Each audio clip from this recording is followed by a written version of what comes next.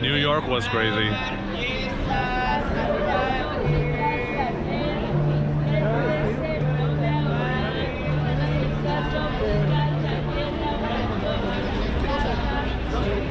Now we're walking around the center of Mexico City, which is probably the what you would call the old town, so to speak. Great Spanish influence, beautiful old big palace type clock towers and squares. And we are here because we're going to be doing a little kind of an old food tour, not like a new hipster tour, but like a tour of the old cantinas. And we're gonna tell you a little bit more about that as well. And you can see that I'm not excited. It's purely because it's just such a chill place. You really just get relaxed away here.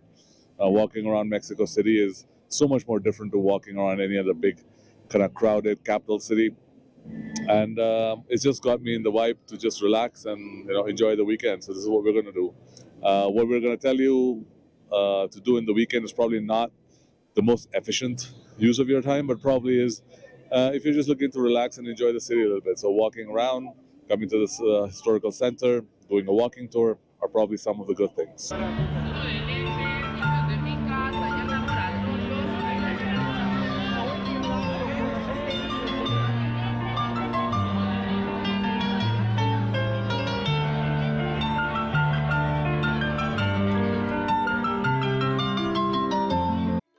And just like that, you walk through a street full of people, and with people comes street food.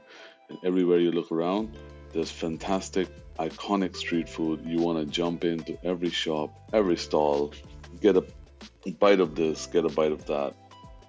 And what's interesting in Mexico City is that the food is right from gourmet level to really cheap street food. Our first stop on this cantina tour was a small place called Tio Pepe. You'd never find it if you were looking, just walking around. And even if you were looking for it, it would be very difficult to find it.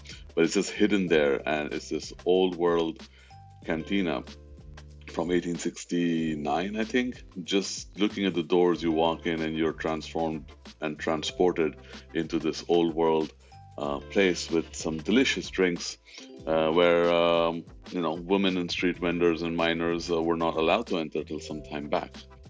Getting to this place is the start, but then ordering the right drinks, that's another art, so to speak. We started with some hibiscus flower cocktails and then moved over to beer. But look at the charm, look at the interior. It's just looks like nothing has changed. It's a fantastic place to start the tour, but it would also be a fantastic place to end the tour. After a couple of drinks, we started moving on to our second stop.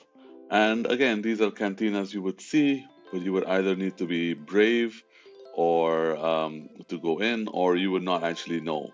So for example, the second stop we went to had a private event, and after 5-10 minutes negotiating with the doorman, we managed to enter this, again, old style canteen hall with gorgeous paintings on the wall. You walk into some fantastic music playing on the jukebox.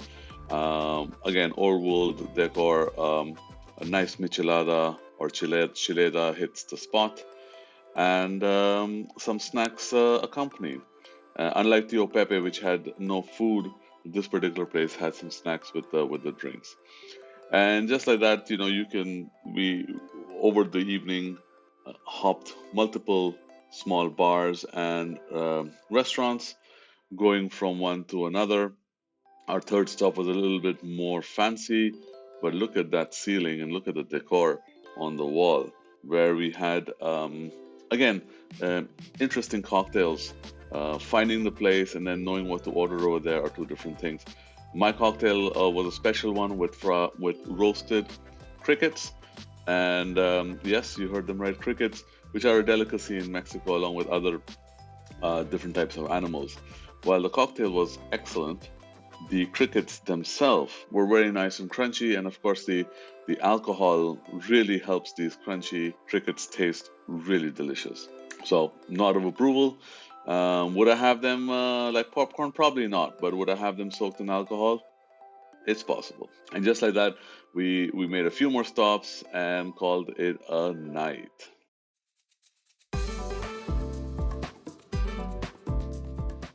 Next day morning, we took an Uber. Here's another thing. In Mexico City, Ubers are super convenient. They're very reasonable. They take you from anywhere to anywhere and they're highly recommended. We did a lot of our traveling on Ubers. And of course, while you're in Ubering, you go around looking at these beautiful barrios on the way.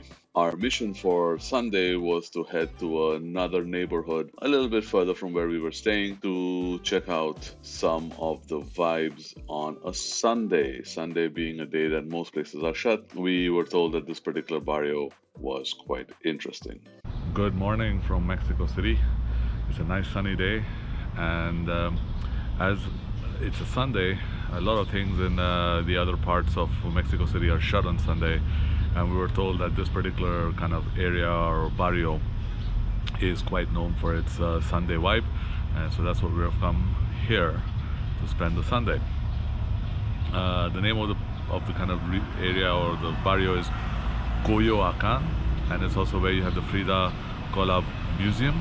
And I know I'm probably not saying the name right, but we didn't decide to go to the museum purely because we saw some of the reviews online. We actually saw her exhibition in Barcelona, so for the next trip. But we just started the day with a bit of a coffee, got an Uber here. The coffee was really nice, just slightly more relaxed pace on a Sunday, which is great. And now we're gonna go hit the market. The market here is known for like selling meat and fish and a lot of raw stuff, vegetables and spices and chilies, but then also it has like small kiosks and small restaurants inside it. So we're gonna hit a couple of them to try and get some food, some tacos and some other types of food, and have our lunch here, and then see what we do next. So come join us.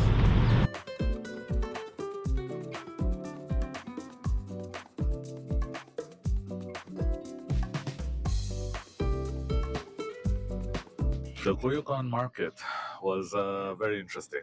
I'm pretty sure I'm not pronouncing it right. It's like Coyoacán market.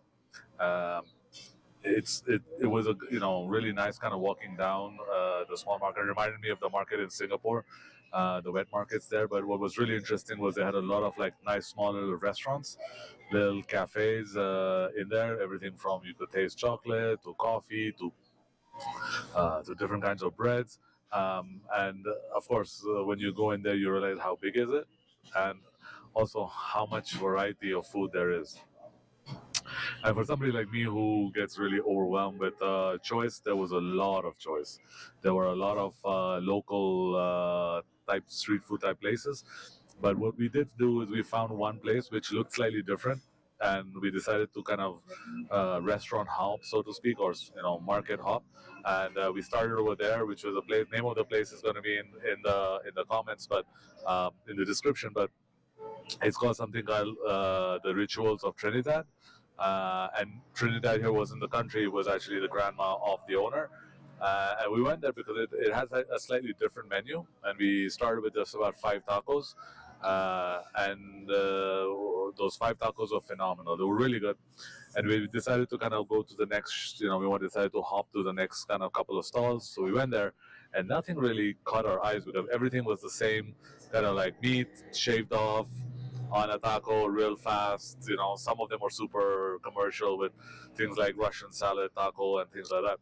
And we ended up actually coming back to the same place, to Rituals de Trinidad, and had another 4 or 5 tacos and some quesadillas, and also had a couple of drinks over there, or rather one horchata, which was really good. I mean, I've had horchata in Spain, and I've had good horchata in Spain, but this was phenomenal. It was really nice.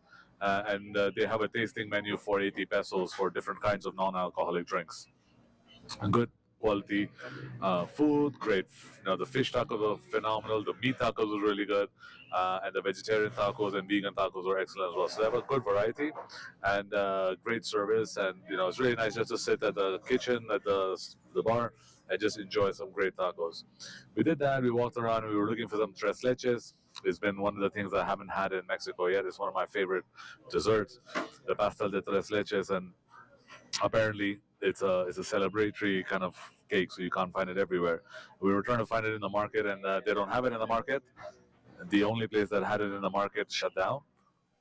And so just walking around, we found a cafe, this cafe called El Beneficio. We sat down, had a nice blackberry, blackberry tres leches, which was about a 7 out of 10. Could use more soaking of the milk on across the whole cake. But yeah, I had some water, some tres leches, and now we're going to do a little walk off of the Coyoacán barrio. We're also trying this new mic, so hopefully, along with all the disturbances around here, we'll still be pretty pretty audible. But I have to say, it's a really nice vibe on a Sunday. And the market, of course, like you could see a lot of locals there, a lot of tours, a lot of just like tourists there, and the place that we stopped at, the stall, that had a kind of a mix of both sides, but I could see why it would be to a lot more expats, a lot more foreigners, and a lot more tourists. But it was definitely worth it. Like we paid about on an average 30 to 40 pesos for a taco, which is double what you should normally pay. But the quality of the meats, the way they were made, just the whole thing was next level. The sauces. So I would definitely recommend you go there. We're hoping that they survive the next few years for our next trip as well.